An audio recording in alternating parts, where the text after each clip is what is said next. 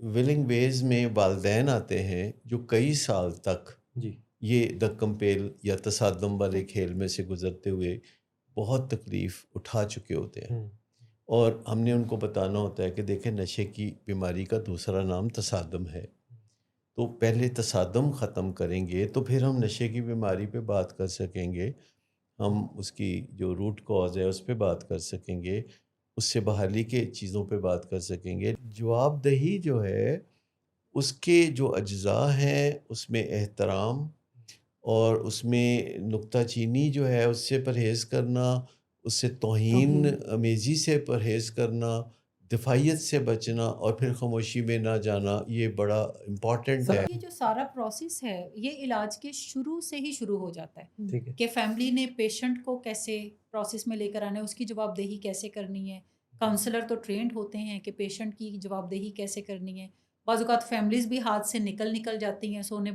پلٹ کے واپس ٹریک کے اوپر ہم نے واپس لانا ہوتا ہے۔ لیکن جیسے جیسے فیملی علاج میں آگے بڑھتی ہے، اگر وہ اس علاج میں یہ نہیں سیکھتی جی کہ پیشنٹ کی جواب طلبی کیسے کرنی ہے، پیشنٹ کی جواب دہی کیسے کرنی ہے، تو پھر اس علاج کی کامیابی جو ہے وہ داؤ پہ لگی رہتی ہے۔ جواب دہی کا مطلب یہ نہیں ہے کہ آپ یعنی ذہن میں آتا ہے کیونکہ فساد ہی ہوگا، اس کا مطلب ہے کہ جو ڈیزائرڈ ریزلٹس ہیں اگر اچیو نہیں ہو رہے تو we can communicate with each other سلامتی کے ساتھ، تاکہ ہم رزلٹ لے کر اٹھیں، نہ کہ ناراضگیاں جنریٹ ہو جائیں اور غصے ہو جائیں اور دھمکیاں ہو جائیں۔ تو میرے خیال میں یہ اپنے آپ میں ایک ایویڈنس ہوتا ہے کہ اگر ہم بات چیت کرتے ہیں اور بات چیت کے بعد رشتہ جو ہے پہلے سے زیادہ مضبوط ہوتا ہے، تو اٹ مینس کہ ہم نے رائٹ سٹیپس کو فالو کیا۔ دیکھیے امریکہ میں یہ دو باتیں بڑی اہم کہی جاتی ہیں کہ ہر کام جو ہے بے ایمانی سے ہو سکتا ہے، لیکن جو ریہیبلیٹیشن یا اصلاح کا کام ہے، یا جو اچھائی پھیلانے کا کام ہے، یا نشے سے بیماری سے بحالی کا کام ہے، یہ جھوٹ سے نہیں ہو سکتا۔ ازل سے انسان کا ایک نظریہ ہے جو بہت دل میں گھر کر چکا ہے کہ جب ہم دوسروں سے بات کرتے ہیں تو ان کا رد عمل آتا ہے، تو پھر بعض اوقات ہمارے لیے یہ بنتا ہے کہ ان کے ساتھ بدسلوکی کریں۔ جی یعنی جب ہمیں سامنا ہوتا ہے کسی کی طرف سے ٹوٹے ہوئے وعدوں کا، اور جہاں ایکسپیکٹیشنز خاک میں مل جاتی ہیں، جہاں جذباتی فضا بہت زیادہ ہوتی ہے، گرد اڑی ہوتی ہے، ایک جذباتی گرد ہوتی ہے، جہاں نفع نقصان بہت زیادہ ہوتا ہے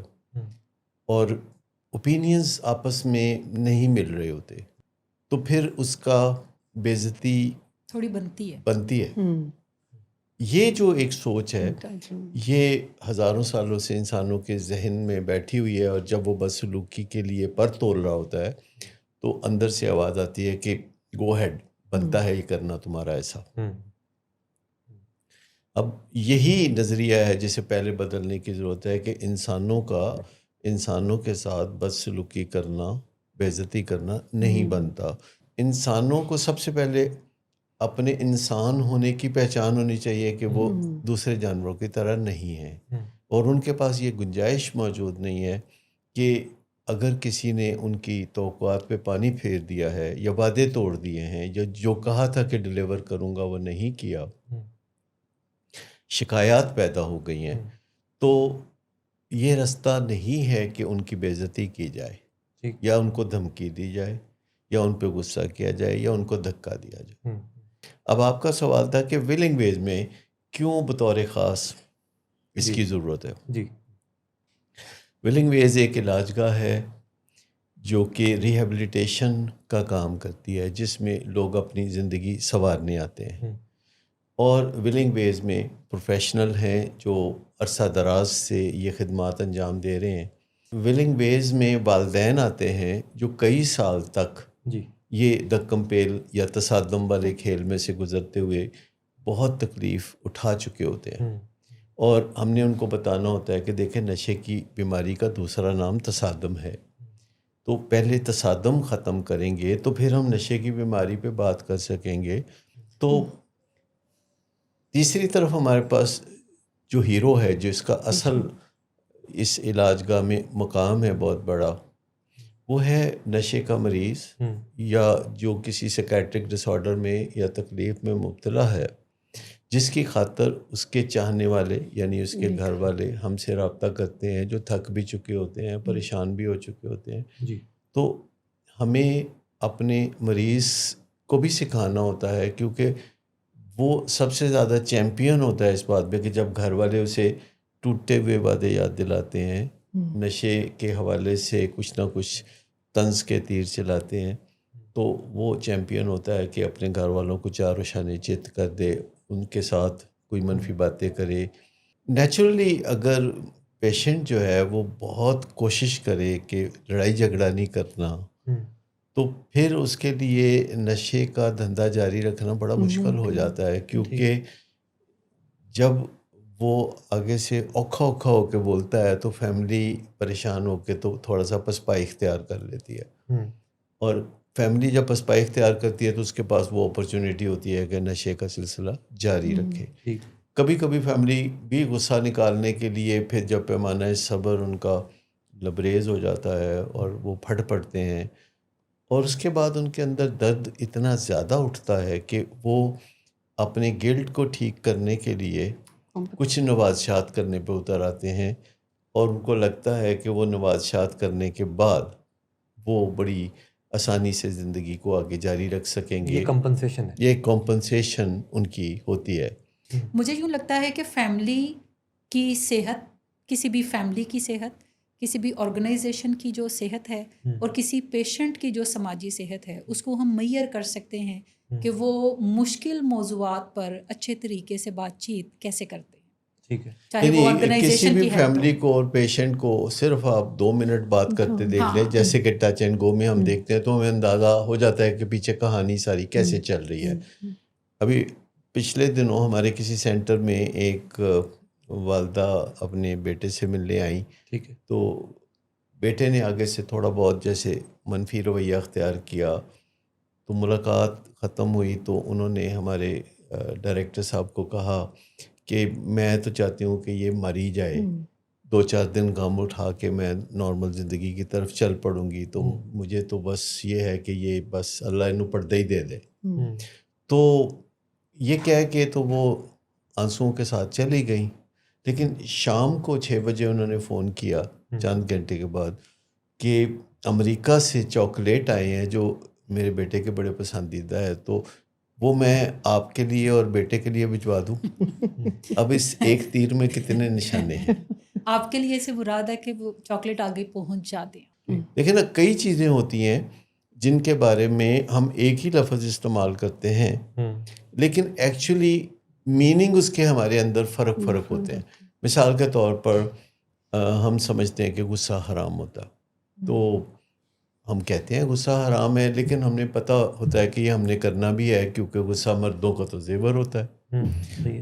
زیور تو عورتوں کا ہوتا ہے، جی، کیونکہ مرد تو زیور پہنتے نہیں ہیں. تو مردوں کا زیور ہوتا ہے کا بہانہ کر کے غصہ کرنا. پھر یہ ہم کہتے ہیں کہ شرک حرام ہے، لیکن ہم وہ بھی کر جاتے ہیں. لیکن پھر ہم کہتے ہیں شراب حرام ہے، تو شراب بھی لوگ پیتے ہیں، مسلمان بھی دنیا میں پیتے ہیں جو کہ کہتے ہیں شراب حرام ہے. لیکن پھر جب ہم کہتے ہیں نا کہ سور کا گوشت حرام ہے، تو اس کے بارے میں ہم سچ مچ سمجھتے ہیں کہ وہ واقعی حرام ہے. حالانکہ لفظ ہم ایک ہی استعمال کر رہے ہیں، لیکن ہر ایک کے اندر ہم نے گنجائش رکھی ہوئی ہے کہ یہ کام جو ہے یہ تو بالکل حرام ہے، یہ 70% حرام ہے، یہ 40% ہے، یہ 20%. تو اس طریقے سے ہم یہ جو اپنے آپ کو بھی گنجائشیں دیتے جاتے گنجائشیں دیتے چلے جاتے ہیں، اور ہر معاملے میں ہماری کلیئرٹی جو ہے وہ نہیں ہوتی. میں نے جتنا بھی اپنی لائف کے تجربے سے بھی سیکھا اور پڑھا بھی کہ جب آپ کوئی ایک دفعہ پری میڈیٹیٹڈ ڈیسیجن کر لیتے ہیں کہ مجھے غصہ نہیں کرنا، یا مجھے نیم کالنگ کسی کو نہیں کرنی، یا مجھے برے لفظوں سے کسی کو مخاطب نہیں کرنا، تو یہ ایسا نہیں ہوتا کہ لائف ٹائم بس وہ ایک کیا ہوا فیصلہ چلتا رہے. آپ کو اس میں بھی تجدید وفا کرتے رہنا پڑتا ہے. آپ کو 5 سال کے بعد اپنے آپ کو پھر بتانا پڑتا ہے کہ نہیں یہ میرا ڈیسیجن ہے، یہ آج بھی برقرار ہے. تو یہ آپ کو، یعنی اگر آپ نہیں کرتے تجدید وفا ایسے فیصلوں میں، تو پھر کہیں نہ کہیں آپ چوک کر جائیں گے. ہمیں کوئی بھی قدم اٹھانے سے پہلے یہ طے کر کے رکھنا ہوتا ہے کہ ہم نے اس کو کرنا کیسے ہے. ابھی آپ دیکھیے امریکہ اور ایران کے جو مذاکرات تھے تو ان دونوں نے تہیہ کیا ہوا تھا کہ جب بھی ذرا غصہ آئے گا تو ہم لوز کہیں گے ٹاک کہ جی کرنی ہے. بالکل لوز ٹاک کرنی ہے، کوئی مذاکرات نہیں، جنگ ہاں. ہوگی. صحیح. لیکن پاکستان کا جو ایک بہت ہی اعلیٰ کردار سامنے آیا دنیا میں، جس میں پاکستان کی عزت کو چار چاند بھی لگے، تو پاکستان کو جب یہ موقع ملا کہ ثالث کے طور پر یہ کام کرنا ہے، تو سب سے پہلے پاکستان نے لگتا ہے کہ یہ سوچا ہوا تھا کہ ہم نے حوصلہ نہیں ہارنا، ہمت نہیں ہارنی، چاہے یہ دونوں جو ہے بلونگڑے، یہ جو آپس میں لڑ رہے ہیں، جھگڑا کر رہے ہیں، یہ تو بچے ہیں، تو اگر یہ غلطی کریں گے تو ہم اپنی جد و جہد جاری رکھیں گے اور ہمت نہیں ہاریں گے. جب کوئی ایک آپے سے باہر ہوگا تو اس کو آپے کے اندر لائیں گے، جب کوئی دوسرا آپے سے باہر ہوگا تو اس کو بھی آپے کے اندر لائیں گے. تو کئی موقعوں پہ جب ثالث بھی کوششیں کرتے ہیں دو چار اور ان کی کوششیں برابر نہیں ہوتی تو ثالث بھی کہتا ہے کہ اچھا جاؤ پھر خسمانو کھاؤ. تو یہ جو ایک محاورہ ہے نا کہ جاؤ پھر خسمانو کھاؤ، تو یہ محاورہ زندگی کے ساتھ نہیں چلتا. جب آپ کا بچہ یا بھائی یا ماں باپ میں سے کوئی یا خامد یا بیوی نشے کی بیماری میں مبتلا ہوتے ہیں، جس کا اگر کچھ نہیں کیا جائے گا تو انجام بخیر نہیں ہے. اچھا، اکثر میں نے دیکھا ہے کہ لوگ یہ دوسرے کو کہنا بہت امپورٹنٹ سمجھتے ہیں، ضروری سمجھتے ہیں کہ یہ آخری موقع ہے جو میں تمہاری مدد جی کر رہا ہوں. بالکل. اچھا، ایک ایسا بندہ جو پہلے ہی مدد کا شوقین نہیں ہے، ایک بندہ جو پہلے ہی اصلاح کی طرف نہیں جا رہا، اور آپ اسے کہہ رہے ہیں کہ یہ آخری ہاف ہارٹیڈ کوشش ہے جو میں کرنے لگا ہوں. جواب دہی یعنی اکاؤنٹیبلٹی جو ہے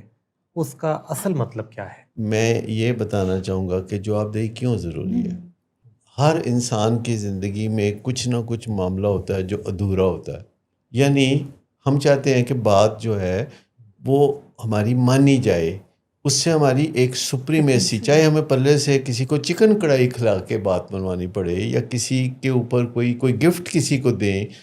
اور اگر کوئی گفٹ قبول نہ کرے تو ہمیں بڑا غصہ آتا ہے، ہمارا آئندہ اس سے ریلیشن شپ جو ہے وہ ڈسٹرب ہوتا ہے. ہم اس تجربے سے بہت دفعہ گزرتے ہیں. لیکن جو بات منوانے والا ہے وہ اپنا زور لگا رہا ہوتا ہے، لیکن جب وعدے ٹوٹ جاتے ہیں، جب آپ کو لگتا ہے کہ نقصان پہلے کی نسبت زیادہ ہو گیا ہے، تو پھر بندہ ذرا برے طریقے سے بات کرتا ہے، جس کے جواب میں مریض یہ بھی کہہ سکتا ہے اور کہہ دیتا ہے کہ جاؤ بھی جو کرنا ہے کر لو، میں کوئی کلا نشہ کرنا سارا پاکستان کر دے، مطلب ایسے ہی کچھ اس نے بات کر دینی ہے. پہلی بات تو یہ ہے کہ کبھی بھی کسی کو ڈیفائنس کی پوزیشن میں نہیں لاتے کہ کوئی بندہ کہ اچھا کر لو جو کرنا ہے. آپ ہمیشہ اسے اس پوزیشن پہ مستحکم رکھتے ہیں جس میں وہ کہتا ہے کہ ہاں آپ کہہ تو ٹھیک رہے ہیں، مجھ سے بن نہیں پڑ رہا. آپ نے کسی سے سچ مچ قرضہ بھی لینا ہو نا، تب بھی آپ اس کے ساتھ اونچی نیچ نہیں کر سکتے، ورنہ وہ کہے گا کہ جاؤ پھر نہیں دیتا، مطلب کر لو جو کرنا ہے پھر. لیکن یہ ہے کہ سمجھدار لوگ جو ہیں اس نوبت تک نہیں لاتے معاملے کو. وہ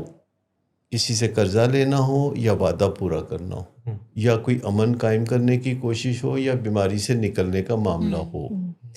آپ کسی کو موقف کے اعتبار سے اپنا ہمنوا بنا کے رکھتے ہیں. آپ اس کے منہ سے یہ بات نہیں سننا چاہتے کہ جاؤ میں نہیں کروں گا،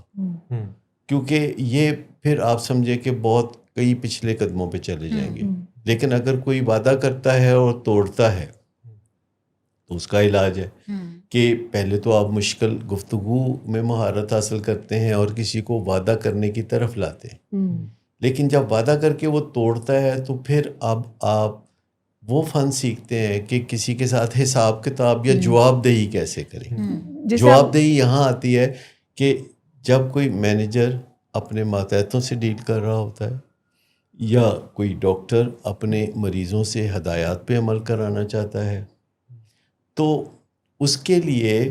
مانیٹرنگ ضروری ہے. اگر آپ اپنے بچے کو پڑھانا چاہتے ہیں یا کوئی ٹیچر اپنے شاگردوں کو پڑھانا چاہتا ہے تو وہ پڑھاتا ہے اور پھر واپس فیڈ بیک لیتا ہے، اس کو ہم جواب دہی کہیں گے. اگر وہ صحیح جواب دیتے ہیں تو وہ کہتا ہے شاباش، تو پھر اگلے سبق کی طرف چلتے ہیں جہاں رکاوٹ ہوتی ہے وہ دور کرتا ہے. ہم، آپ یہ نہیں کرتے کہ لمبے لمبے اسباق آپ پڑھاتے چلے جاتے ہیں اور اس کے بعد جب جواب دہی کا کوئی پروسیس جواب دہی کا کوئی پروسیس ہی نہیں ہے اور وہ سالانہ امتحان میں پتہ چلے گا تو پھر یہی ہوگا ہر سال فیل ہوتا ہے بچہ غریب کا. یہاں یہ بات سمجھنا ضروری ہے کہ ہم جب بھی دو لوگ کوئی اگریمنٹ کر رہے ہوتے ہیں تو جواب دہی کا پروسیس بھی ہم وہیں پہ طے کر رہے ہوتے ہیں کہ میں یہ چاہ رہا ہوں کہ آپ نشہ چھوڑنے کی طرف جائیں یا آپ علاج کو قبول کرنے کی طرف جائیں. تو دوسرا بندہ جو ہے وہ یا پیشنٹ یہ کہتا ہے کہ علاج جو ہے وہ میں بہن کی شادی کے بعد جو ہے کرنے کی طرف جاؤں گا. تو آپ کہتے ہیں کہ اچھا یہ جو آپ بہن کی شادی کے بعد کرنے کی طرف جائیں گے تو کیسے یہ ڈیسائیڈ ہوگا اس عرصے میں جو کہ 1 ماہ کا ہے یا 2 ماہ کا ہے کہ ہم اس ڈائریکشن میں بڑھ رہے ہیں جو آپ کو ایونچولی بہن کی شادی کے بعد علاج میں لے کر جائے گی. یہ کیسے طے ہوگا؟ کیا ہم کوئی پروسیس ابھی شروع کر لیں، میں آپ کو کوئی علاج کا ڈھونڈ کے دوں، آپ آؤٹ ڈور کاؤنسلنگ سٹارٹ کر لیں، یا آپ خود ڈھونڈیں گے تو ہم کیسے بڑھیں گے، اور اگر اس میں کوئی رکاوٹ آئے گی اس رکاوٹ کو ہم کیسے عبور کرنے کی طرف جائیں گے تاکہ جو اگریمنٹ ہم نے شروع میں کیا ہے ایونچولی ہم ایک دوسرے کی جواب دہی کرتے کرتے ایونچولی اس گول کو اچیو کرنے کی یعنی طرف گول لے جائیں. سیٹنگ کے نتائج کے لیے جواب دہی بہت ضروری ہے. لیکن زیادہ تر لوگ گول آپس میں سیٹ کرتے ہیں بچوں کے ساتھ یا بڑوں کے ساتھ، جواب دہی کن کے درمیان ہوگی، جواب دہی کا پروسیس وہ طے نہیں کرتے جی کہ کیسے ایک دوسرے تک یہ انفارمیشن جائے گی کہ ہم آگے بڑھ رہے ہیں. حتیٰ کہ آرگنائزیشنز میں بھی ہم گول سیٹ کرتے ہیں اور پھر ہم بھول جاتے ہیں. جی اس ٹائم پہ ہم بڑے بڑے وعدے کرتے ہیں، اچھا ہم یہ بھی کریں گے وہ بھی کریں گے، but then everybody forgets about it. تو اسی مقام پہ یہ طے کرنا ضروری ہے کہ اچھا کیسے پہنچیں گے اس گول تک، کیونکہ جو گول ہے اس کو اچیو کرنے میں ابھی کئی وہ کہتے ہیں نا کہ ایک انگریزی کا بڑا اچھا فقرہ ہے کہ آپ کے منہ تک چائے جب تک پہنچتی ہے تو اس میں کئی ہکپس ہوتے ہیں. تو کوئی بھی ایک گول چاہے وہ چھوٹا ہے یا بڑا ہے اس کو اچیو کرنے میں ہرڈلز آلریڈی طے ہیں کہ وہ ہوں گی. وہ ہمیں آئیڈینٹیفائی کرنے کی ضرورت ہے وہ کیا ہرڈلز ہیں اور ان ہرڈلز کو عبور ہم کیسے کریں گے. کیا پیشنٹ خود کر لے گا یا اسے میری مدد کی ضرورت ہے یا اسے کسی تھرڈ پارٹی کی مدد کی ضرورت ہے. یہ جو نشست ہے جو جواب دہی کی ہے یہ ہونی کیسے چاہیے، یعنی اس میں کیا کیا چیزیں؟ پہلے تو یہ ہے کہ ہونی کن کے درمیان چاہیے. ٹھیک. ہمارے ایک پیشنٹ نے مجھے بتایا 1-2 دن پہلے کہ میرے تایا جان گھر آئے، ٹھیک ہے، اور اچانک انہوں نے یہ باتیں کرنا شروع کر دیں میرے ساتھ کہ تم نے میرے بھائی کو جتنا پریشان کر رکھا ہے، میں دعا کرتا ہوں کہ اللہ کرے تم مر جاؤ. اور مریض یہ بات کرتے کرتے رو پڑا کہ وہ آئے اور نہ سلام نہ دعا، اور انہوں نے اس طرح فوراً اس طرح کی باتیں شروع کر دیں. تو جواب دہی کا جو ایک ریلیشن شپ ہے وہ ریلیونٹ پرسن کی طرف سے ہوتا ہے، جیسے کہ گھر کے افراد ہیں یا جن کا آپس میں کوئی رشتہ بنتا ہے یا پھر علاج کرنے والے ہیں ان کا اور گھر والوں کا آپس میں ایک دوسرے کی جواب دہی کا بنتا ہے رشتہ، یا علاج کرنے والوں کا اور مریض کا بنتا ہے، مریض کا اور اس کے گھر. یہ ٹرائنگل ہے جس کے اندر جواب دہی جو ہے وہ ایک لازم چیز ہے جو کہ ویکلی بنیاد پر جیسے ہم کرتے ہیں کہ جو طے کیا تھا ہم چند دنوں کے بعد یعنی ویکلی جب جواب دہی کرتے ہیں تو اس میں ہم پھر حساب کتاب کرتے ہیں. ہم یہ نہیں کہتے حسن و پھر کیا حال ہے، مطلب کوئی نہ کوئی گول ہوتا یا ہے، پہلے سے بہتر ہو گئے ہیں یا پہلے سے اچھے ہو گئے ہیں، تو گول مول باتیں جواب دہی نہیں ہوتی. یا علاج کے جو مراحل ہیں اس میں سے جب ہم ایک مرحلہ اچیو کر لیتے ہیں تو اب ہم ڈیسائیڈ کر رہے ہوتے ہیں کہ یہاں پہ اب جو پروگریس ہمیں چاہیے تھی کیا وہ آ گئی ہے یا ہم تھوڑا ڈیلیڈ ہیں اس میں، یا ہم ایک سٹیپ آگے بڑھ گئے ہیں. تو اب ہمیں اگلے مقام تک کیسے پہنچنا ہے، اور کیا تینوں پارٹی تینوں سٹیک ہولڈرز پیرالل جو ہے وہ آگے بڑھ رہے ہیں یا کوئی ایک پارٹی بہت آگے جا رہی ہے. لیٹس سے کہ پیشنٹ بہت آگے بڑھ گیا ہے، فیملی بعض اوقات کافی پیچھے ہوتی ہے، یا بعض اوقات کاؤنسلر ہی زور لگا رہا ہوتا ہے، پیشنٹ بھی بیچ میں ہوتا ہے، فیملی بھی بیچ میں ہوتی ہے. اور جواب دہی تو کرنی ہوتی ہے. جیسے کسی مریض کے ڈینائل کا معاملہ ہے یا وہ سچائی کی طرف نہیں آ رہا اور آپ کا جواب دہی کا دن آ گیا ہے اور مریض آپ کے کہتا ہے کہ آپ بہت لاجواب کاؤنسلر ہیں، آپ نے میری زندگی بنا دی، تو اب آپ جواب دہی کرتے ہوئے جھجکیں گے نہیں. آپ کہیں گے کہ بسم اللہ، بڑی مہربانی آپ نے یہ کہا، لیکن پچھلے ہفتے جو ہم نے طے کیا تھا کہ آپ خود فریبی کے جال میں سے نکلیں گے اور اپنی نشے کی بیماری کے جو نقصانات ہیں ان کی تفصیلات لکھیں گے، تو وہ کیا آپ نے لکھی؟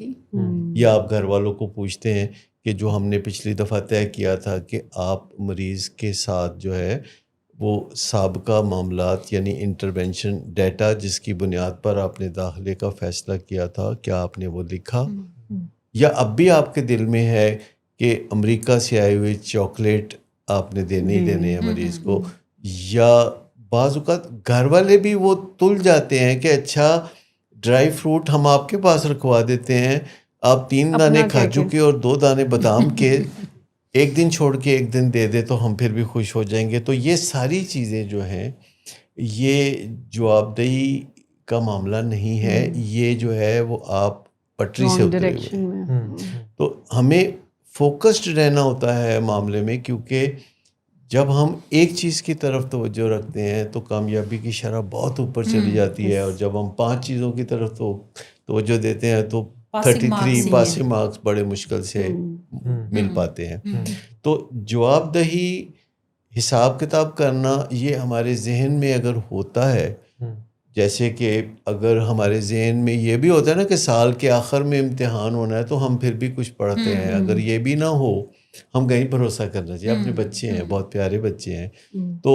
ان پہ بھروسہ کرتے ہیں. تو یہ جو حلوہ قسم کے حالات ہوتے ہیں ان کو صرف پھر کھایا ہی جا سکتا ہے. ایک تو جواب دہی آپس میں ہوتی ہے، جو 3 پارٹیاں ہیں، ہم اپنی بھی جواب دہی کر سکتے ہیں، اپنا احتساب بھی کر سکتے ہیں کہ جو میں نے کمٹمنٹ کی تھی اپنے ساتھ کہ میں یہ چیز کروں گا یا یہ میں پڑھوں گا، کیا وہ میں نے اس دن پہ کر لی یا I am behind my goals. تو اگر میں نے اس دن نہیں کی تو پھر ذہن میں ہونا چاہیے کہ میں الٹیمیٹ گول جو اچیو کرنا چاہ رہا ہوں میں پھر لیٹ پہنچوں گا. دیکھیے جواب دہی کے ساتھ ایک اور معاملہ بہت اہم جڑا ہوا ہے کہ جواب دہی کر کے آپ فارغ نہیں ہوتے، اس سے آپ کو کوئی تمغہ نہیں ملتا. آپ سلامتی کے ساتھ جب جواب دہی کرتے ہیں تب ہوتا ہے. لیکن جب آپ کو پتا ہو کہ اگلے بندے نے اپنے حصے کا کام نہیں کیا اور آپ کو ڈس اپوائنٹ کیا ہے تو پھر سلامتی آپ کے ذہن میں نہیں رہتی، یا غصہ آپ کے ذہن میں آتا ہے. اور اس وقت جب آپ جواب دہی کرتے ہیں تو آپ وہاں سے شروع نہیں کریں گے جہاں سے سلامتی کا رستہ جاتا ہے، پھر آپ وہاں سے شروع کریں گے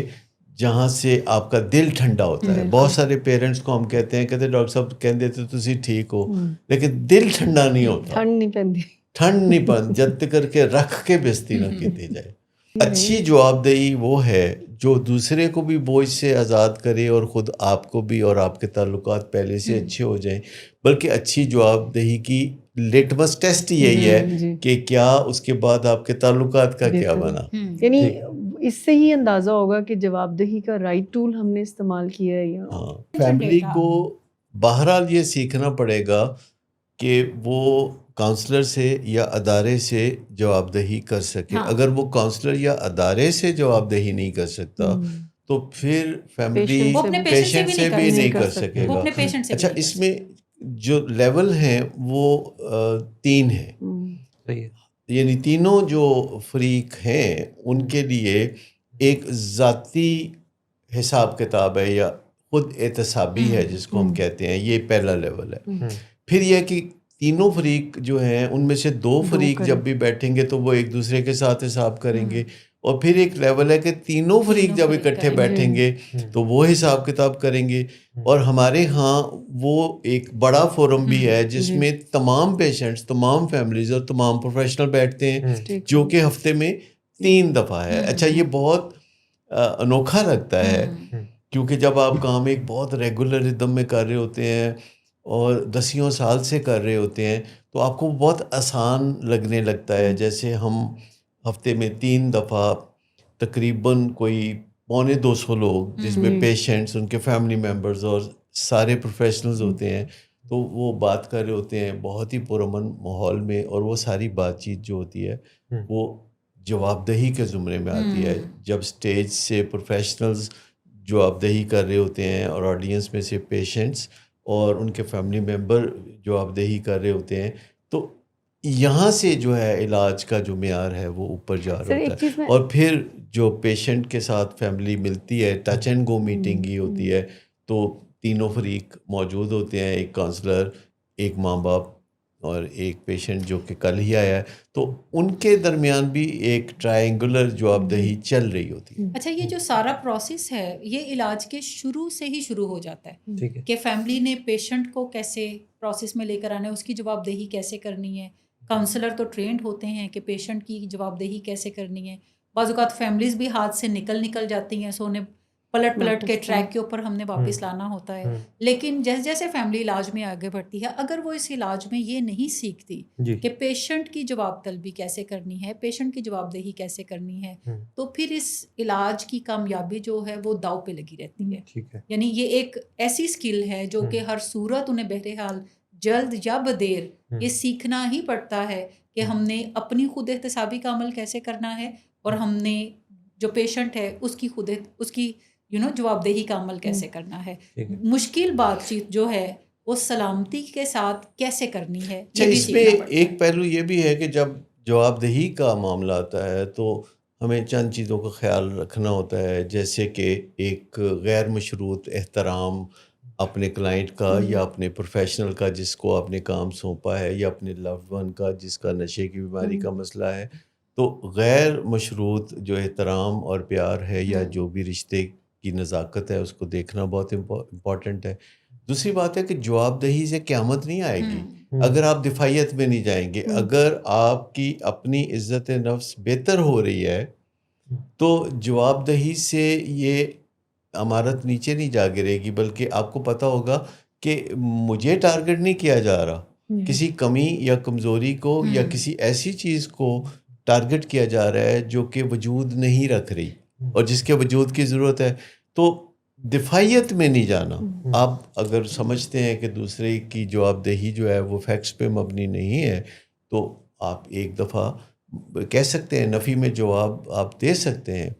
لیکن اس کا مطلب یہ نہیں کہ آپ دفاعیت پہ اتر آئیں کہ میں تو زندگی میں کبھی ایسا کیا ہی نہیں، مجھ سے تو کبھی ایسا ہو ہی نہیں سکتا، آباء و اجداد نے کبھی کیا، میرے تو آباء و اجداد نے کبھی نہیں کیا، یا پھر خاموشی اختیار کر لینا. یعنی جواب دہی جو ہے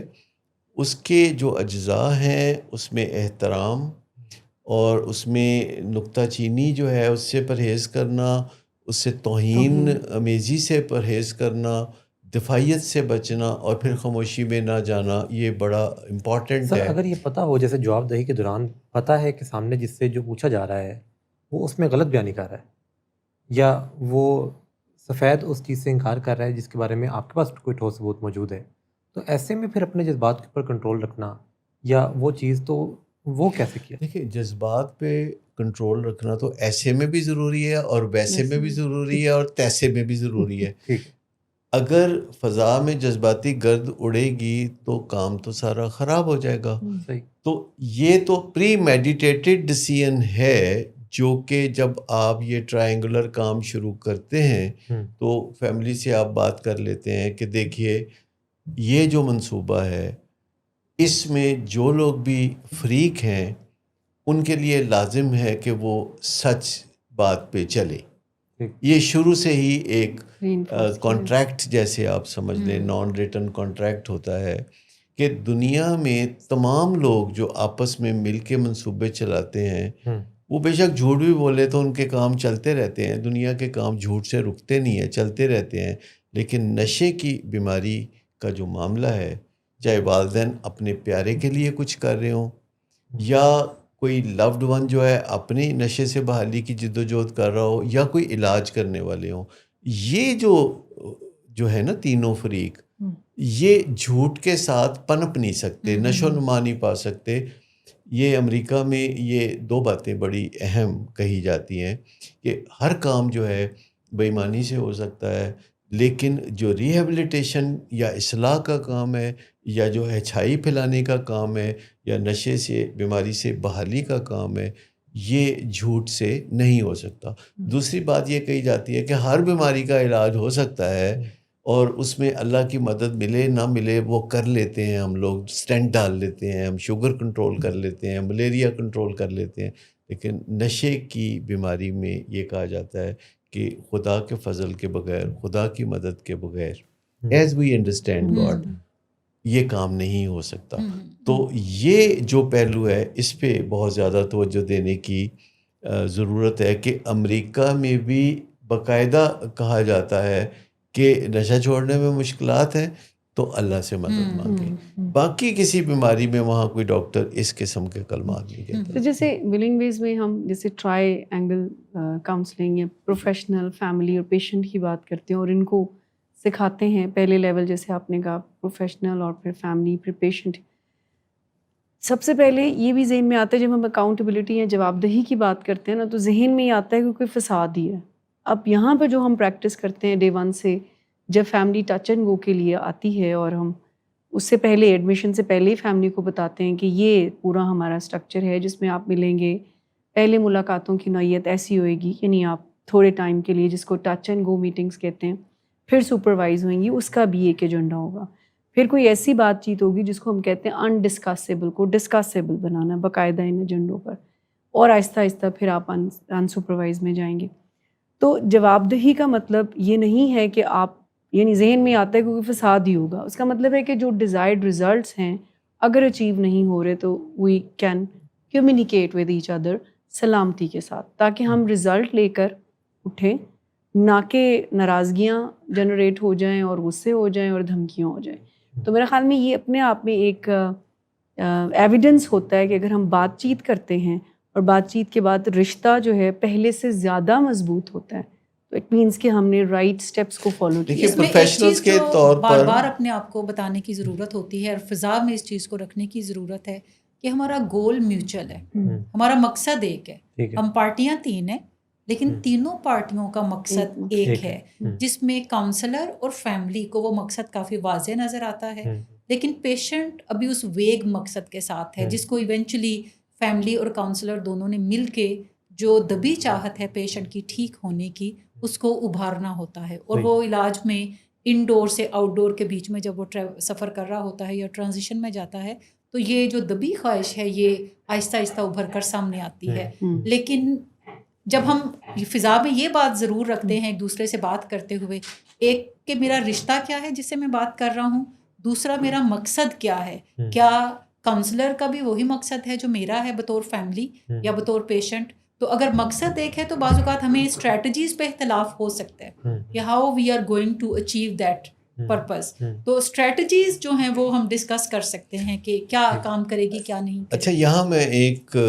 اہم نقطہ اٹھانا چاہوں گا جسے میں کہوں گا سکت کا نقطہ. جب ہم پیشنٹس کی فیملیز سے معاملات کر رہے ہوتے ہیں تو ہم ان کی سکت کو مد نظر رکھتے ہیں, اور اس سے مراد یہ ہے کہ شروع میں ان کی سکت کم ہوتی ہے تو ہم ٹچ اینڈ گو میٹنگز کرواتے ہیں جو کہ 2-4-5 منٹ کی ہوتی ہیں, جس میں پیشنٹ کی جو فیملی ہے اگر اس سے زیادہ انہیں موقع دیا جائے تو پھر ان کے موڈ کی خرابی ابھر کر سامنے آنا شروع ہوتی ہے اور وہ ایک تھکن کا شکار ہونا شروع ہو جاتے ہیں. تو اس میں پھر بعد میں ہم ان کو سپروائز میٹنگ کرتے ہیں, پھر انسپروائز میٹنگ کرتے ہیں, تو ہم دیکھ رہے ہوتے ہیں ان کی سکت بڑھ رہی ہے کہ نہیں. تو جو سکت ہے فیملی کی, جب ان کو ہم کوئی کام سونپتے ہیں کہ یہ کام آپ نے کرنا ہے تو ہمیں دیکھنا چاہیے کہ ان کے کندھوں میں اتنی طاقت ہے کہ اس کام کا وہ بوجھ اٹھا سکیں. تو ہم ان کی سکت کو بڑھاتے رہتے ہیں اور ان کو کام سونپتے رہتے ہیں اور ان کو مریض کے لیے سیف بناتے ہیں, جس کو ہم پیشنٹ سیف کہتے ہیں. دوسری طرف جب ہم روٹ کاز دیکھتے ہیں بیماری کا اور دماغ میں ہونے والے جو معاملات ہیں ان کے اوپر غور و فکر کرتے ہیں اور نظریہ بیماری پہ غور کرتے ہیں, تو ہمیں مریض کی سکت کے اوپر بھی غور کرنا ہوتا ہے کہ ابھی سر دست وہ کیا کر سکتا ہے اور کیا نہیں کر سکتا. اور تیسری پارٹی جو علاج کرنے والے ہیں ان کی بھی سکت ہوتی ہے کہ وہ کتنا کام کس موقع پہ کر سکتے ہیں اور آہستہ آہستہ وہ اپنے کام کو کیسے آگے بڑھاتے ہیں. وہ ایک دن میں میریکل نہیں کر سکتے. مریض کی فیملی آتی ہے تو وہ ان کا ایک ہی سوال ہوتا ہے, ہمارا مریض ٹھیک ہو جائے گا, اور وہ جواب سننا چاہتے ہیں کہ ہاں ٹھیک ہو جائے گا. تو یہ جواب دینے کے بعد ہمیں یہ بھی بتانا ہوتا ہے کہ ہم سب کو اپنی سکت بڑھانی ہوگی, آپ کو, مریض کو, اور علاج کرنے والوں کو بھی سکت بڑھانی ہوگی. اور سکت بڑھانے کے لیے جواب دہی بہت لاجواب ٹول ہے کہ آپ دباؤ بڑھاتے رہتے ہیں, اور دباؤ بڑھانے کے ساتھ ساتھ آپ احترام نہیں بھولتے. دنیا میں جب بھی آرگنائزیشنل بیہیویئر کی آپ بات کریں گے، اداروں میں بات کریں گے، تو اگر کوئی باس ہے جو احترام اور پیار بہت کرتا ہے تو وہ حلوہ باس لوگ کھا جائیں گے. لیکن اگر کوئی باس ہے کہ جو دباؤ بھی بڑھاتا ہے اور ساتھ ساتھ احترام اور پیار بھی بڑھاتا ہے، اور یہ دونوں چیزیں جب ساتھ ساتھ چلتی ہیں کہ ایک طرف دباؤ ہے اور ساتھ ساتھ احترام ہے، تو اس سے آپ کو نتائج سامنے دکھائی دینے ہم لگتے نے ہیں. کوئی پیشنٹ وعدہ کر لیتا ہے کہ جی اب آپ مجھے نہیں دیکھیں گے، یا کوئی کہتا ہے کہ جی اب تو آپ میں چھوڑ دیے. اب یہ زیادہ اثر رکھنے والا وعدہ کون سا ہوگا کہ جس کے اوپر کوئی تھوڑی بہت تسلی آ جائے کہ اچھا یہ جو ہے یہ وعدہ پھر بھی ٹھیک ہے؟ اچھا، جنرلی تو ہم یہاں پہ بیٹھ کے نشے کی بیماری کے حوالے سے بات کر رہے ہیں اور ایک ایسے مریض کے وعدوں کے اوپر بات کر رہے ہیں جو اکثر و بیشتر کوئی نہ کوئی وعدہ فیملی کو پکڑا دیتا ہے، اور فیملی اس وعدے سے تسلی میں آتی ہے اور وہ ویٹ کرنا شروع کر دیتی ہیں جب تک اس وعدے کے وفا نہ ہونے کی ڈیٹ نہیں آ جاتی، اور جیسے ہی وہ پھر اس کے پاس جا کے پوچھتے ہیں تو وہ کوئی اگلا وعدہ تھما دیتا ہے. بالکل ٹھیک ہے. نشے کی بیماری کے حوالے سے خصوصاً اور باقی رویوں میں بھی عموماً ہمیں یہ توجہ ضرور رکھنی چاہیے جب بھی کوئی وعدہ کرے تو اس سے کوئی میئریبل آبزرویبل بیہیویئر مانگ لیں. ٹھیک ہے. یعنی اس بات پہ یقین نہ کریں جو کوئی کہتا ہے، ان چیزوں کو دیکھیں جو وہ کرتا ہوا نظر آتا ہے. صحیح ہے. اور جب بھی کوئی وعدہ آپ کو پکڑانے آئے تو اس سے پوچھیں کہ یہ ہوگا کیسے، آپ ایسا کیا کریں گے کہ اتنے مہینوں میں یا چاند کی پہلی تاریخ کو یا عید پہ یہ ہو جائے گا، آپ ایسا کیا کریں گے. اور اگر اس کے نتیجے میں پھر کوئی آپ کو کچھ لفظ پکڑا دیتا ہے بیہیویئر کی بجائے، تو پھر ایسے وعدے پہ یقین نہ کریں، کیونکہ یہ وعدہ ان وعدوں میں سے ہے جس کے بارے میں کہا جاتا ہے کہ وہ وعدہ ہی کیا جو وفا ہو گیا، تو یہ وفا کبھی بھی نہیں ہوگا. اگر کوئی یہ بتاتا ہے کہ یہ جو میں بات کر رہا ہوں کہ میں چاند کی پہلی تاریخ کو یہ کام کروں گا، تو میں اس دوران فلاں بندے کے پاس جا کر بات کروں گا، فلاں کوئی ویب سائٹ ایکسپلور کروں گا کہ نشے کی بیماری کا علاج کیسے ہوتا ہے، فلاں کاؤنسلر سے بات کروں گا، آپ بھی میرے ساتھ چلیے گا. تو اگر وہ اس ڈائریکشن میں کوئی کام کرتا نظر آتا ہے پریکٹیکلی، اور آپ کو بھی پتا ہے کہ وہ یہ کام کر رہا ہے، تو پھر یہ وعدہ وفا ہونے والا ہے. اس کا بھی اگر وہ صرف وعدہ کرے یا صرف الفاظ میں کہے تو تب بھی نہیں، نہیں، پریکٹیکل بیہیویئرز کیا وہ کرتا ہوا نظر آ رہا ہے؟ صحیح ہے. کیونکہ ایسا ممکن نہیں ہے کہ آپ 3 مہینے بعد کی کوئی ڈیٹ دیں اور پھر کوئی اس ڈیٹ کو کام کرے. ہاں، اس کی کوئی تیاری اگر کرتا نظر آتا ہے اور اس تیاری کو وہ آگے بڑھاتا ہوا نظر آتا ہے تو پھر ممکن ہے کہ وہ اس کام کو پایا تکمیل تک پہنچا لے گا. وہ میئریبل بیہیویئرز بھی ساتھ بتائے، خالی الفاظ نہ پکڑائے. جیسے یعنی وہ 1 2 3 کوئی بھی کام کرنے کے کچھ وائٹل بیہیویئرز ہوتے ہیں جو کہ ہمیں بتاتے ہیں کہ یہ وائٹل بیہیویئر جو ہیں یہ اس کام کو پایا تکمیل تک پہنچانے میں مدد دیں گے. اگر وہ وائٹلز بیہیویئر کرتا نظر آتا ہے تو اس کا مطلب ہے کہ وہ کام کر لے گا. لیکن اگر وہ کچھ بھی نہیں کرتا، محض وعدہ کرتا ہے، تو پھر آپ مطمئن ہو جائیں کہ یہ کام نہیں ہوگا. ایک جواب دہی کی نشست جو ہے وہ کیسی ہونی چاہیے؟ دیکھیں، زیادہ تر لوگ تو یہی چاہتے ہیں کہ سیکرٹ ہی ہو آپس میں. جیسے اکثر پیشنٹس کی فیملی، ہمارا جو اسٹرکچر ہے وہ یہ ہے کہ سب مل کر، یعنی جتنے بھی اسٹیک ہولڈر ہیں وہ مل کر بیٹھ کر بات کریں اور کسی نتیجے پہ پہنچیں. لیکن میں نے یہ دیکھا ہے، آپ نے بھی دیکھا ہوگا کہ فیملیز کی یہ کوشش ہوتی ہے اور پیشنٹ کی بھی کہ ہم الگ سے بات کریں. ٹھیک، اور الگ سے بات کرنے کا ہے کہ جو ان کا پوائنٹ آف ویو ہے وہ اس کو جسٹیفائی کرتے ہیں کہ دیکھیں جی میں نشہ اس لیے کرتا ہوں کہ میرے فادر نہیں ٹھیک، فادر کہتے ہیں کہ جی مدر نہیں ٹھیک، تو اس طرح سے. اب یہ میں اس کو یہ کہتی ہوں کہ جو سپر لیول آف اکاؤنٹیبلٹی ہے نا، وہ یہی ہے کہ سب کے سامنے جو ہے وہ اچھے انداز سے سب کے سامنے کا ایک یہ بھی فائدہ ہے نا کہ لوگ محتاط ہو کے بات کریں گے. جی، مطلب لحاظ سے بات کرتے ہیں. ہاں، لیکن جب کوئی علیحدہ پکڑ کے آپ کو لے جاتا ہے تو 2 خرابیاں بدستور پیدا ہونی شروع ہو جاتی ہیں. ایک یہ کہ وہ کسی جواب دہی کے بغیر ہی الزام تراشی کر دے گا. اس کو پتہ ہے یہ بات ایک پرائیویٹ لیول پہ ہو رہی ہے اور میرا نا نہ لینا، کسی نو دسنا نہ، اندر دی گل میں تو دس دینا. تو یہ جو طریقہ کار ہوتا ہے جس میں ان کا ایجنڈا ہوتا ہے تو وہ کاؤنسلر کو پوری طرح سے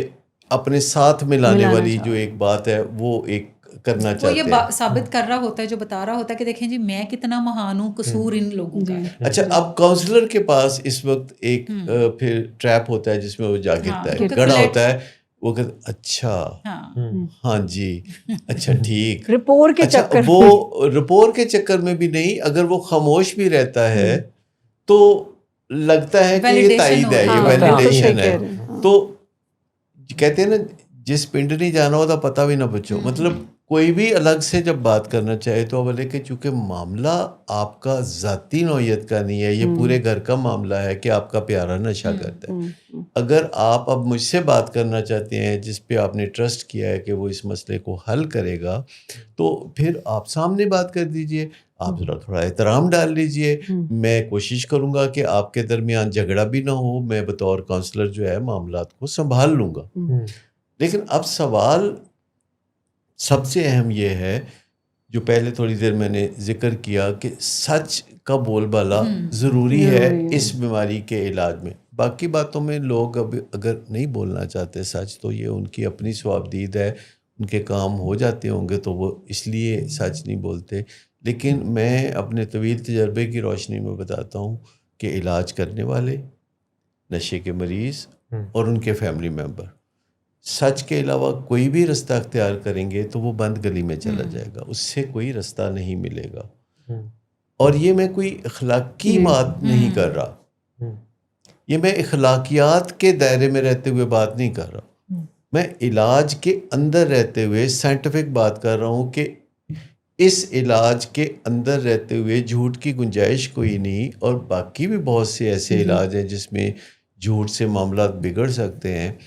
لیکن معاملات کو صحیح طرح سے ناپ تول رکھنا, آبزرویبل رکھنا, میئریبل رکھنا ضروری ہو جاتا ہے کئی شعبوں میں حد سے زیادہ. جیسے آپ ہوا بازی کے شعبے میں آپ دیکھیں تو جب جہاز نے ٹیک آف کرنا ہوتا ہے یا لینڈنگ کرنی ہوتی ہے یا ڈیورنگ دی فلائٹ, سارے معاملات کو ایک سے زیادہ لوگ اور کمپیوٹر چیک کر رہا ہوتا ہے. اسی طرح ہسپتالوں میں جب آپریشنز ہوتے ہیں تو آپریشن سے پہلے, آپریشن کے دوران اور آپریشن کے بعد چیزوں کو چیک کیا جا رہا ہوتا ہے پروٹوکول کے مطابق. یہ جو عام گپ شپ ہے تھڑے پہ بیٹھ کے جب لوگ کرتے ہیں تو اس میں خیر ہے, کچھ بھی کہہ سکتے ہیں آپ. تھڑے پہ بیٹھ کے جب چند لوگ سیاسی موضوعات پر بات کر رہے ہوتے ہیں یا اپنے افراد خانہ کے اوپر کچھ نہ کچھ رائے زنی کر رہے ہوتے ہیں تو ہاں دادی آپ جتنا مرضی جھوٹ بول رہے ہیں, جو مرضی کریں, کچھ بھی نہیں ہونا. جیسے آپ تھڑے پہ بیٹھے تھے ویسے اٹھ کے آپ چلے جائیں گے. لیکن اگر آپ کسی حساس معاملے سے ڈیل کر رہے ہیں, اگر آپ کسی نشے کے مریض کی بحالی کی بات کر رہے ہیں یا کسی میاں بیوی کے درمیان جو ہے تنازع ختم کرنا چاہتے ہیں یا آپ دو پارٹیوں کے درمیان کوئی جائیداد کا مسئلہ حل کرنا چاہتے ہیں تو وہاں پھر حساسیت بڑھ جائے گی. پھر آپ جھوٹ کو بیچ میں ڈالیں گے تو وہ معاملہ خراب ہوتا چلا جائے گا, اس میں سے نکالنا پڑے گا. اور یہ میں اگین ایک دفعہ پھر یہ بات دہرانا چاہوں گا کہ یہ کوئی اخلاقی بات میں نہیں کر رہا, یہ میڈیکل اور سائنٹیفک پروٹوکول کی بات کر رہا ہوں کہ بیماریوں کے علاجوں میں کہیں کم اور کہیں زیادہ یہ ناپ تول کا جو نظر آنے والا نظام ہے یہ انتہائی ضروری ہے. اچھا, جنرلی ہم ایڈکشن کے علاج میں دیکھتے ہیں کہ پیشنٹ تو جھوٹ بولتے ہی ہیں, لیکن میں نہایت ادب سے یہ بات کہنا چاہوں گی کہ فیملیز بھی ہمارے پاس جو آتی ہیں وہ بھی مغالطہ رائے سے بھی کام لے رہی ہوتی ہیں اور وہ مس انفارمیشن بھی شیئر کر رہی ہوتی ہیں. پیشنٹ کے لیے بھی نہایت ادب اور احترام سے کہیے, کیونکہ مریض جو جھوٹ بول رہا ہوتا ہے وہ بھی ایک بیماری کے ساتھ آپ کنیکٹ کرتے ہیں, وہ اس کے برین کے اندر جھوٹ کا طوفان کھڑا ہو رہا ہوتا ہے جو اس سے جھوٹ بلا رہا ہوتا ہے. اور جو فیملی ممبر جھوٹ بول رہی ہوتی ہے تو وہ جو فیملی جھوٹ بول رہی ہوتی ہے وہ شیم کی وجہ سے, یعنی پیشنٹ کے پاس یہ ایکسکیوز ہے کہ دیر از اے بایولوجیکل ریزن جس کی وجہ سے وہ جھوٹ بولنے پہ خود کو مجبور پاتا ہے, بٹ فیملی محض بیماری کو چھپانے کی غرض سے پیشنٹ کی جو ارجنسی ہے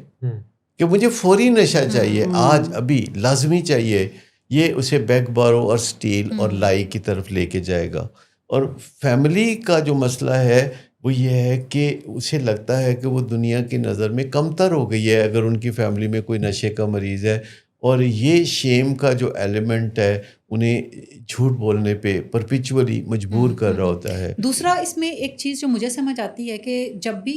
یہی فیملی ممبرس کسی دوسرے مالج کے سامنے بیٹھے ہوتے ہیں تو یہ ہر چیز بتا رہے ہوتے ہیں, ایسی بھی بہت ساری باتیں شیئر کرنے پہ بتا رہے ہوتے ہیں مالجین کو جو کہ اخلاقی طور پہ ہم آپس میں بھی بات چیت اوپنلی نہیں کرتے, تو وہ بھی کھل کھل کے بتا رہے ہوتے ہیں. لیکن جب وہ کسی ایڈکشن پروفیشنل کے پاس آتے ہیں تو وہ یوں بات کرتے ہیں کہ بظاہر ہر چیز ٹھیک نظر آئے اور پروفیشنل پریشان ہو جائے کہ اگر ہر چیز ٹھیک ہے تو پھر آپ میرے پاس بیٹھے یہاں کیا کر رہے ہیں. جیسے میم اکثر فیملی کہتی ہے, جیسے ہم یہ کہتے ہیں کہ سمٹم آف دا ڈیزیز لائیں گے, تو کہتے ہیں وہ بس, لیکن ہمارا جو لوڈ ون ہے نا یہ جھوٹ نہیں. لیکن میں احترام سے یہ بھی کہوں گا کہ جو پروفیشنلز ہیں وہ بھی جھوٹ بولنے میں اپنا مقام رکھتے ہیں, کیونکہ آپ کہیں بھی کسی بھی ریہیبلیٹیشن سینٹر میں چلے جائیں تو جا کے آپ ان سے بات کریں تو وہ جھوٹے وعدے آپ کو پکڑا دیں گے, آپ کو بالکل A1 کر دیں گے. اسی طرح ہر روز ہم سے بھی لوگ سوال کرتے ہیں کہ ہمارا مریض ٹھیک ہو جائے گا, تو ہم کہتے ہیں ہاں جی ہو جائے گا. ہمیں کیسے پتہ ہے؟ ہمیں بتانا چاہیے کہ بشرطے کہ یہ پہلو. ہم یہی بتاتے ہیں کہ اگر آپ بھی محنت کریں گے اور ہم بھی محنت کریں گے اور بتائے ہوئے طریقے پہ چلیں گے تو ایونچولی ہم اس میں سے اچھا نتیجہ نکال لیں گے. لوگ اتنا خوش تو نہیں ہوتے ہمارے منہ سے اس قسم کی باتیں سن کے, لیکن حقائق بتاتے ہوئے ہمیں یہ خیال تو بہرحال رکھنا ہوتا ہے کہ فیملی کی حوصلہ شکنی نہ ہو, لیکن ہمیں ساتھ ساتھ بتاتے رہنا چاہیے کہ ہو جائے گا, ہم کریں گے تو انشاءاللہ ضرور ہو جائے گا. آپ نے جو تھوڑی دیر پہلے بات کی نا کہ ہم فیملی کی جب میٹنگز شروع کرتے ہیں تو ہم کیپیسٹی بلڈ کرتے ہیں, تو وہ بھی اسی پروسیس میں آتے ہیں کہ ہم کیپیسٹی بلڈ کر کے پھر پہلے دن اگر فیملی کہتی ہے ٹھیک ہو جائے گا تو ہم کہیں کہ یہ بہت خطرناک, اب اس ٹائم پہ ان کی نیڈ ہوپ ہے. دیکھیں جب کوئی سوال پوچھتا ہے تب ہمارا جواب بنتا ہے. اگر کسی کے سوال پوچھنے سے پہلے ہی ہم سائنٹیفک گتھیاں اس کے سامنے کھول کے رکھنا شروع کر دیں گے تو وہ حوصلہ پست ہو جائے گا. لیکن جب کوئی براہ راست آپ سے سوال کر لیتا ہے کسی چیز کے معاملے میں تو پھر آپ پلین سمپل ورڈز میں, دنیا میں میڈیکل سائنس میں اب جو روایت ہے وہ یہ ہے کہ آپ لگی لپٹی کی بجائے صاف ستھری بات اچھے انداز میں, ظالمانہ انداز اختیار کرنا ضروری نہیں, اچھے انداز میں آپ جتنی بات کوئی صافائی سے پوچھنا چاہتا ہے اتنی بتا دیں. آپ کو فیملی خود بتا رہی ہوتی ہے کہ ابھی آپ چاہیں تو ہمیں صرف حوصلہ تسلی دے دیں, تو حوصلہ تسلی دے دیں. آپ نے ضرور ان کے ہتھوڑیاں مارنی ہیں, مطلب جتنا کوئی ایبزارب کرنے کی کیپیسٹی. تو اگر کوئی کہتا ہے کہ ڈاکٹر صاحب میں چاہ رہا ہوں کہ آپ مجھے حقائق بتائیں, میں چاہتا ہوں کہ مہینوں کا سفر ہفتوں میں ہو جائے, تو آپ کہتے ہیں آئیے بیٹھ کے بات کرتے ہیں. تو مطلب جتنا آپ کو کوئی اجازت دیتا ہے, میرا تو پکا یہی اصول ہے کہ جتنا کوئی اجازت دے گا اتنا حقائق میں اس کو بتاتا رہوں. اچھا, اس میں ایک سچ یہ بھی ہے کہ ہم جب بات کرتے ہیں 100 ڈیز کے ٹریٹمنٹ کی تو عام طور پہ پروفیشنلز اور فیملیز یہ دونوں ہی سمجھتے ہیں کہ اچھا 100 ڈیز میں ہم کر گزریں گے یہ, تو ہمیں یہ بتانا چاہیے فیملیز کو بھی کہ 100 ڈیز منیمم سٹینڈرڈ ہے علاج کا. اگر تو ہم اس میں کر پائے تو ہم ضرور اپنی پوری کوشش کریں گے, لیکن بعض اوقات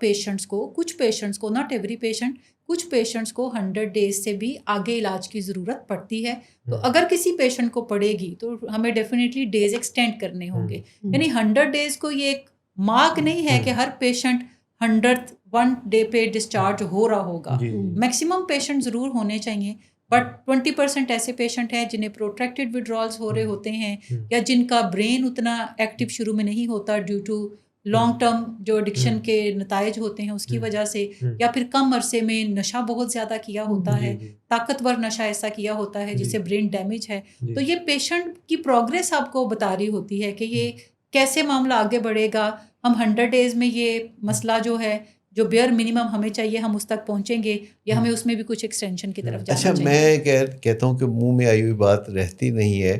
کہ 100 ڈیز کے بعد بھی جو نشے کی بیماری کا جو قانون ہے وہ یہ ہے کہ اس کا علاج جاری رہتا ہے انٹل پروون ادروائز. یعنی مریض جو ہے بہتر ہو جاتا ہے, وہ نشہ چھوڑ دیتا ہے, اس کا اخلاق اچھا ہو جاتا ہے, وہ کام کاج کرنے لگتا ہے, شادی بیاہ ہو جاتا ہے, بچے ہو جاتے ہیں, علاج جاری رہتا ہے. پھر وہ منافع کماتا ہے کاروبار کر کے تو وہ ٹیکس پے کرتا ہے, علاج جاری رہتا ہے.